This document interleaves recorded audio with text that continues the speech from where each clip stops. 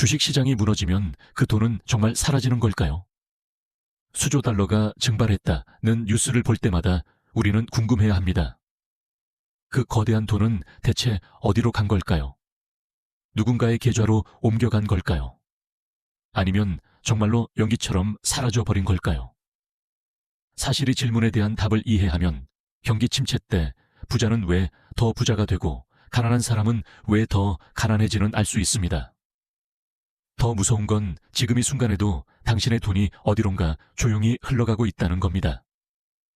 자, 그럼 지금부터 경기 침체 때 돈이 실제로 어떻게 움직이는지 그 여정을 따라가 보겠습니다. 돈은 처음부터 실체가 없었습니다. 우리는 돈을 너무나 확실한 것으로 생각하죠. 은행 계좌에 찍힌 숫자를 보면서 이건 내 돈이고 언제든 쓸 수 있다고 믿습니다. 하지만 수조 달러가 하루아침에 증발한다는 뉴스를 들으면 혼란스러워지는 거죠.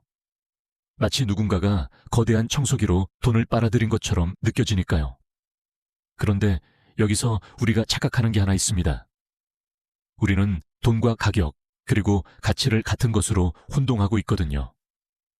돈은 측정 단위일 뿐입니다. 우리가 무언가의 가치를 표현하기 위해 만든 도구예요. 가치는 믿음이고요. 우리가 무언가가 얼마나 중요하다고 생각하는지에 대한 집단적 합의입니다. 가격은 그 순간 구매자와 판매자가 동의한 숫자일 뿐이죠. 문제는 이 믿음이 순식간에 바뀔 수 있다는 겁니다. 특히 모든 사람의 믿음이 동시에 같은 방향으로 바뀔 때, 그때 우리는 시장 붕괴를 목격하게 되는 거예요. 2025년 1월 엔비디아에서 정확히 이런 일이 벌어졌습니다. 중국의 딥시크라는 AI 모델이 출시되자 시장은 패닉에 빠졌죠. 분석가들이 며칠 동안 회사를 살펴봤고 주말 동안 여러 매체에서 이걸 NVIDIA의 핵심 사업 모델에 대한 직접적인 위협으로 표시했습니다. 1월 27일 단 하루 만에 NVIDIA의 시가총액 890억 달러가 증발했습니다. 역사상 최대 규모의 1일 손실이었어요. 주가는 17%나 급락했거든요. 그런데 다음 날 무슨 일이 벌어졌을까요? 투자자들이 상황을 다시 살펴봤고 딥시크를 직접 테스트해봤고 여전히 BDR을 선호한다는 결론을 내렸습니다. 주가는 9% 가까이 반등했고 2월 말이 되자 거의 딥시크 출시 이전 수준으로 회복됐어요. 아무도 그 5,890억 달러를 훔쳐가지 않았습니다. 그냥 사람들이 어제는 이 회사가 이 정도 가치가 있다고 생각했는데 오늘은 아니야. 그런데 내일은 또다시 그럴 수도 있어라고 생각을 바꾼 것뿐이에요. 이게 바로 경기 침체의 핵심입니다. 돈이 실제로 사라지는 게 아니라 가치에 대한 우리의 믿음이 사라지는 거예요. 주식이든 부동산이든 암호화폐든 그 가격은 종이에 적힌 숫자일 뿐이었거든요. 사람들이 그 미래를 믿었기 때문에 가치가 있었던 겁니다. 믿음이 흔들리면 가치도 흔들리죠. 하지만 이건 단순히 숫자의 문제가 아닙니다. 실제로 사람들의 삶이 바뀌거든요. 가치는 인쇄된 적이 없었어요.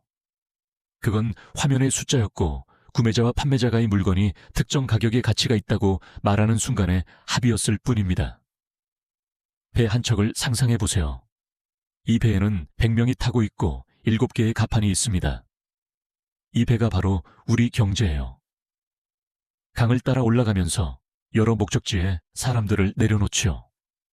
문제는 아무도 중간에 내리고 싶어 하지 않는다는 겁니다. 하지만 경기 침체가 오면 선택권이 없어요. 믿음이 흔들리면서 가장 아래 갑판의 사람들부터 강제로 배에서 떨어지기 시작합니다. 가장 먼저 떨어지는 사람들은 누구일까요? 월급 받고 나면 저축할 여유가 없는 사람들입니다. 자산을 보유하지 않고 노동으로만 살아가는 사람들이죠. 이들의 가치는 한 달치 월급, 한 회사의 저임금 일자리 하나의 직책에 묶여 있어요. 믿음이 그런 것들에서 사라지면 그들은 가치를 잃고 안정성을 잃고 쉼터와 음식을 잃게 됩니다. 경기 침체 같은 충격이 그들을 가장 먼저 가장 크게 때립니다.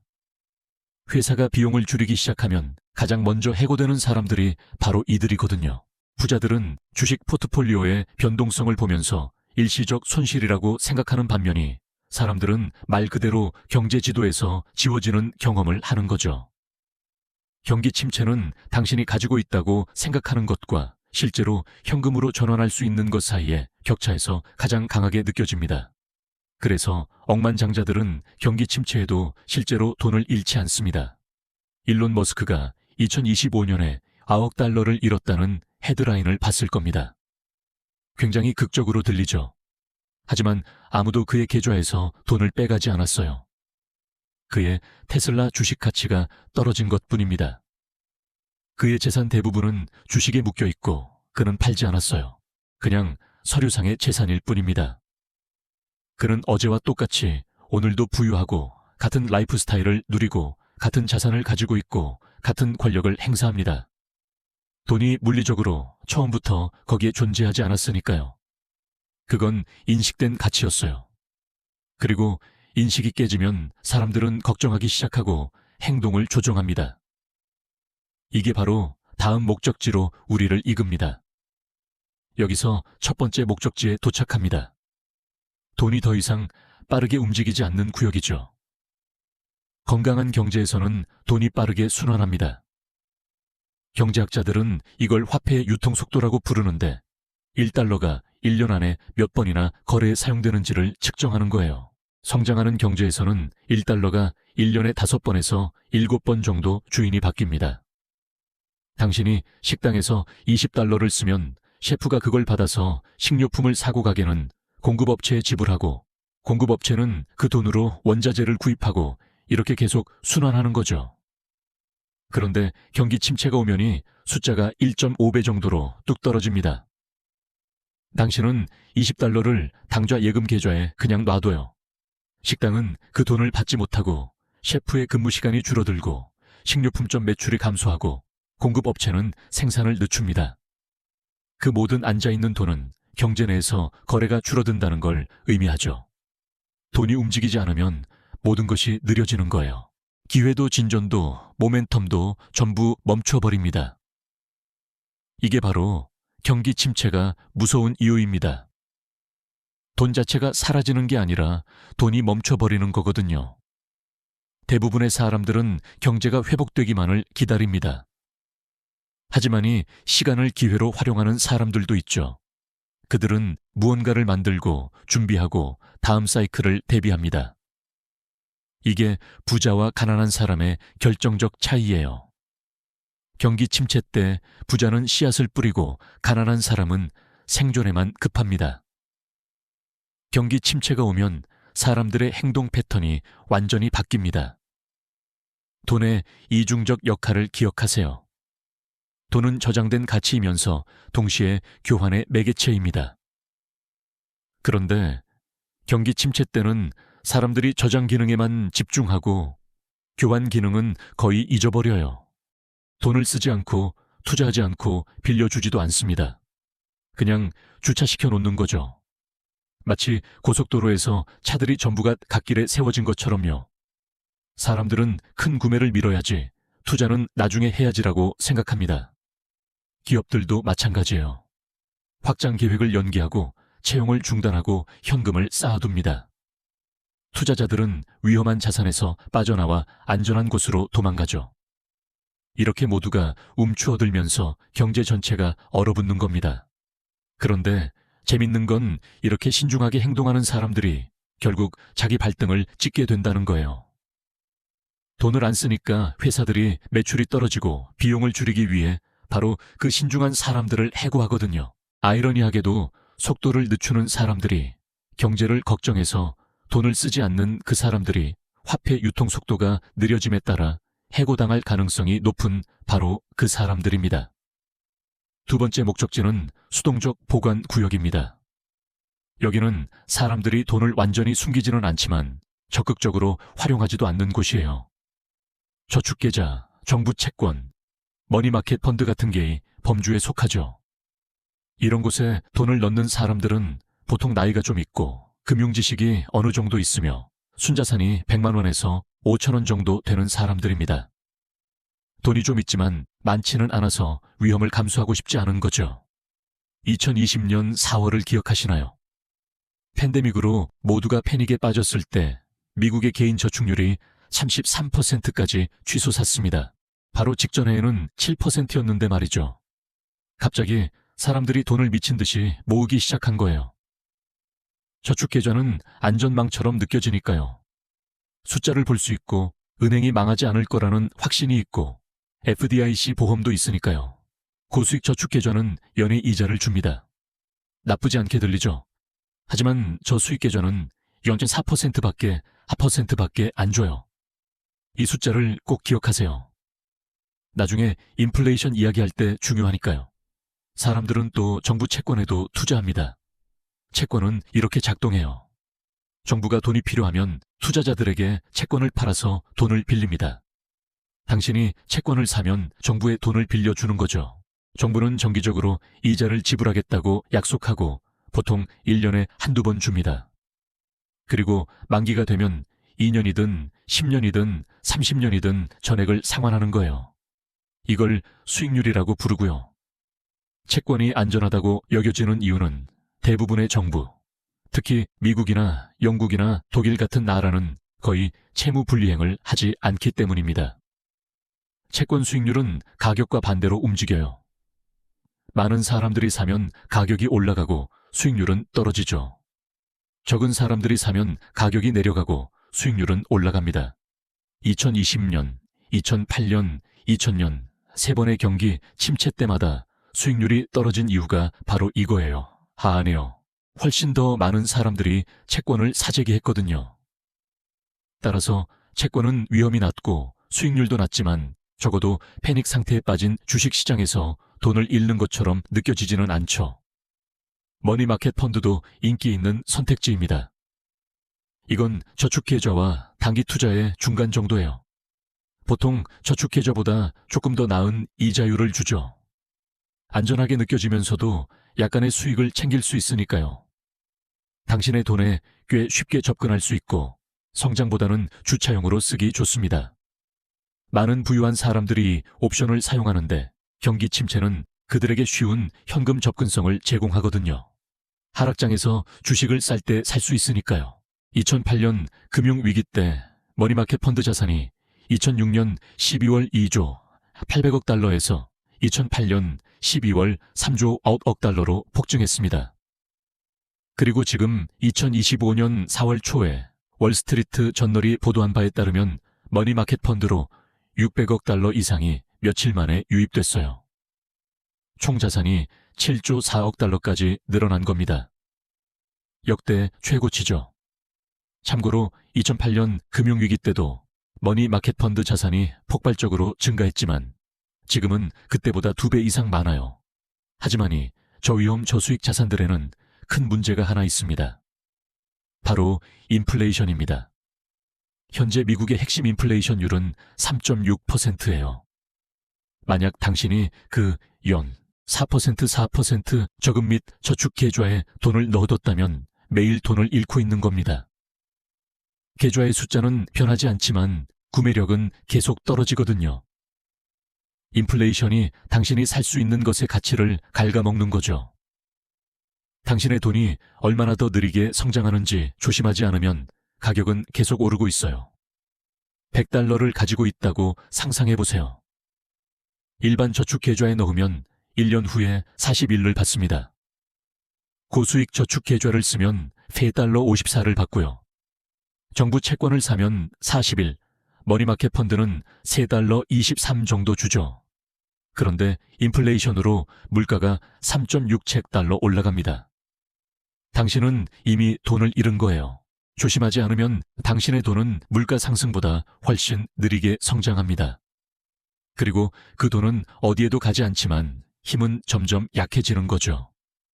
팬데믹 때 저축계좌에 돈을 쌓아뒀던 많은 사람들이 그 후 몇 년간 인플레이션에 의해 화상을 입었습니다. 매년 인플레이션으로 인해 그 돈으로 적게 살 수 있게 됐거든요. 숫자는 똑같아 보이지만 그 돈으로 살 수 있는 게 점점 줄어든 거예요. $10,000가 오늘 당신에게 가져다 주는 것은 작년에 $10,000대가 가져다 준 것과 다릅니다. 그리고 당신의 돈이 더 약한 이자 발생 계좌에 앉아 있을수록 더 많은 구매력을 잃는 거죠. 세 번째 목적지는 하락장에서 매수하는 사람들에게로 흐릅니다. 주식시장, 암호화폐, 부동산이 가장 크게 소리치는 영역이에요. 다가오는 경기 침체를 알리면서 말이죠. 사람들은 패닉에 빠져서 손해를 보더라도 팝니다. 아무도 마지막에 가방을 들고 싶어 하지 않거든요.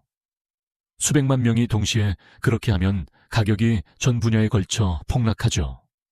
패닉 상태에서 파는 사람이 가장 많이 잃는 사람입니다. 하지만 그들이 잃은 돈은 사라지지 않아요. 더 낮은 가격에 주식을 산 누군가에게 직접 전달되는 겁니다. 그 사람은 재정 상황을 좀 더 잘 이해했거나 처음으로 투자하는 사람으로 현금이 많거나 안정적인 직업을 가진 젊은 전문가로 위험에 대한 내성이 있죠. 그들의 사고방식은 이때가 재산을 모을 때다. 낮을 때 들어가자 해요.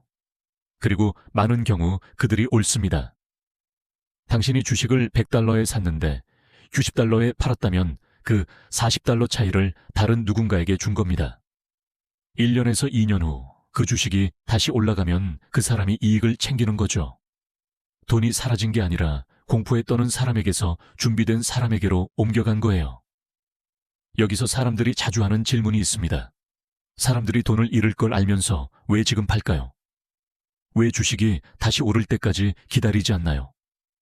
우선 두려움은 논리보다 훨씬 빠르게 움직입니다. 논리는 시간과 분석이 필요하지만 두려움은 즉각적이고 보호적이에요. 경기 침체에서 순간적인 두려움은 지금 당장 나가라고 속삭이죠. 99%의 경우 논리보다 앞서 결정을 내립니다. 사람들은 확실성을 선호합니다. 그 확실성이 나쁜 거래라고 해도 말이죠.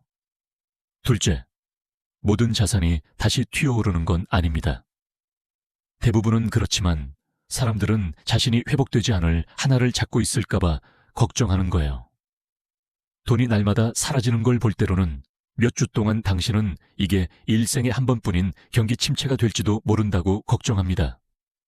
사람들은 또 유동성이 필요할 수도 있다고 생각하죠. 직장을 잃을 경우에 대비해서 그 돈을 쥐고 있는 겁니다.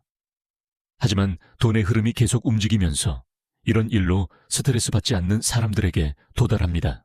그들은 실물 자산과 안전 자산에 투자할 수 있는 사람들이에요. 금, 예술품, 농지 같은 것들 말이죠. 돈이 이제 실제 가치를 지닌 자산으로 흘러갑니다. 통화가 흔들릴 때도 견디는 것들이죠. 이런 자산은 성장에 관한 게 아닙니다. 보호와 다각화에 관한 거예요. 이건 지금은 수익이 필요 없어. 내가 보존하고 통제해야 할 건 내가 이미 가진 거야 라고 생각하는 사람들을 위한 겁니다. 돈이 실제적이고 안정적으로 느껴지는 것들로 흘러들어요. 볼 수 있고 만질 수 있고 수천 년 동안 가치가 있었던 것들이죠. 어떤 회사나 국가에도 의존하지 않는 것들이요. 2008년 경기 침체 동안 금 가격을 보세요. 원스당 약 730달러에서 단 2년 만에 1,300달러 이상으로 뛰었습니다. 농지는 부자들이 돈을 주차하기 좋아하는 또 다른 장소예요. 화려하지는 않지만 효과가 있거든요.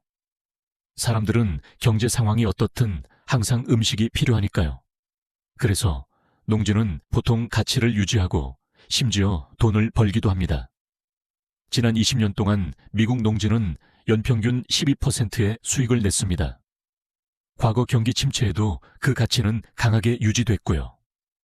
한편 예술품은 조금 다릅니다. 농지처럼 돈을 벌지도 않고 빨리 팔기도 어렵죠. 하지만 희귀하고 유명한 예술가들의 작품은 여전히 가치를 유지할 수 있습니다. 2008년 금융위기 한가운데서 있었던 일을 볼까요?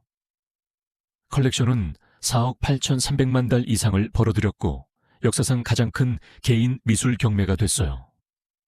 세계 경제가 무너지고 있었고 금융기관들이 파산하고 있었는데 부유한 구매자들은 여전히 엄청난 돈을 희귀하고 구체적이며 감정적으로 귀중한 예술품에 쓰고 있었던 겁니다. 금이나 땅과 마찬가지로 예술도 시장이 불안정할 때 안전한 피난처로 여겨집니다. 그리고 이런 안전망은 더 이상 부자들만의 것이 아니에요. 일반 투자자들도 이제 이 시장에 참여할 수 있거든요. 수백만 달러가 필요 없습니다. 접근권만 있으면 돼요. 네 번째 목적지는 가치가 하락한 대형 자산으로의 흐름입니다. 이 자산들은 나빠서 가치가 떨어진 게 아니에요. 다른 사람들이 더 이상 감당할 수 없어서 떨어진 겁니다. 돈은 집주인이 모기지를 따라갈 수 없는 아파트 건물로 흐려고 어려움을 겪고 있는 회사 주식으로 흐릅니다. 일부 회사들은 경제가 하락하면서 할인 판매되는 거죠. 사모펀드 회사들, 부유한 투자자들, 대기업들이 많은 현금을 저축해뒀고 월 수입에 의존하지 않아서이 자산들을 좋은 가격에 살아 나섭니다. 애플, 아마존, 버크셔, 해서웨이 같은 현금이 풍부한 회사들, 블랙스톤 그룹이나 아폴로 글로벌 매니지먼트 같은 사모펀드, 워렌 버핏이나 무한마드 빈살만 같은 투자자들을 생각해 보세요. 그들은 자신들이 경기 침체에서 살아남을 거라는 걸 이미 알고 있습니다. 그래서 목표는 이전보다 더 많은 걸 소유하고 나오는 거예요. 몇 년 후 경제가 회복되면이 투자들은 그들이 지불한 것보다 훨씬 더 가치가 있습니다. 경기 침체 때 할인된 가격으로 산 건물은 이익을 위해 팔릴 수 있고 폐업 직전이었던 회사는 이제 다시 강해졌지만 새로운 소유자를 갖게 되죠. 이 소유자들은 경기 침체를 위해 계획했던 사람들입니다. 준비가 되어 있었던 거예요. 그리고 아마도 다음 경기 침체가 올 때 그들은 다시 한번 준비가 되어 있을 겁니다. 마지막이자 최종 목적지는 우리가 자본 중력권이라고 부르는 곳입니다. 이건 공식적인 경제 용어는 아니지만 경기 침체 때 돈이 가는 여정의 최종 정거장을 설명하기 딱 좋아요. 이건 고소득자나 부유한 투자자들을 위한 게 아닙니다. 이건 여러 세대에 걸쳐 돈이 쌓인 가족들을 위한 장소예요. 최상위 0.01%죠. 그들의 부는 소득이 아니라 소유권으로 측정됩니다. 그들은 회사 전체, 투자펀드, 부동산 포트폴리오, 금융 시스템에 대한 영향력을 소유하고 있어요. 두 번의 경기 침체를 거친 후 2015년까지 포브스는 순자산을 1,490억 달러로 추산했어요. 2019년에는 하역이었고요.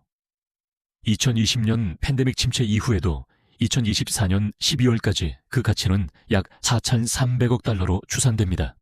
아랍에미리트의 알라 가족은 3,200억 달러. 8세대에 걸친 알사니 왕조는 카타르에 기반을 두고 있고 전 세계 럭셔리 패션의 파리 기반 에르메스 가족도 있죠. 이들은 과대평가된 기술주가 아닙니다.